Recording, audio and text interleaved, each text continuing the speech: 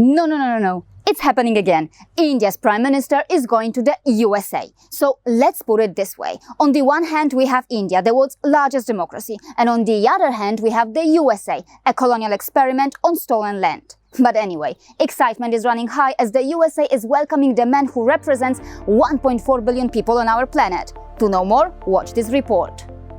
The momentum between India and the USA has been building for quite some time. And back in May this year, the words from U.S. Ambassador in India, Eric Garcetti, said it all. According to him, India and the USA have the power to create a more peaceful world, and the relationship between the two nations has the ability to counterbalance the world.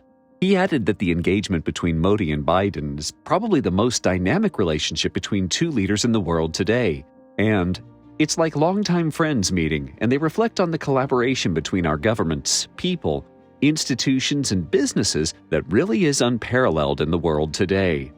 And quite importantly, he did mention that Modi's upcoming visit to the U.S. is the first state visit by an Indian Prime Minister in 14 years, and it's only the third state visit that Biden has hosted.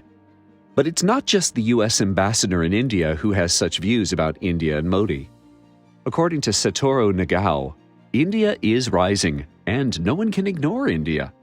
And as reported here, President Joe Biden's top official Kurt Campbell hopes that this visit basically consecrates the U.S.-India relationship as the most important bilateral relationship with the United States on a global stage.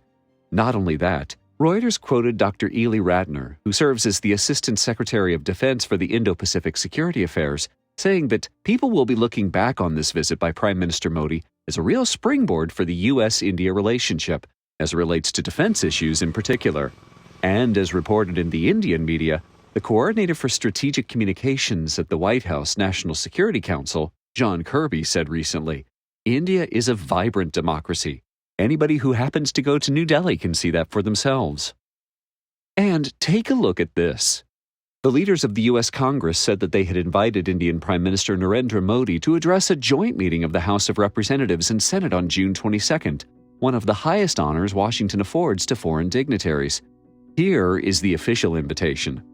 It must be pointed out that addresses to joint meetings of Congress are generally reserved for the closest U.S. allies or major world figures.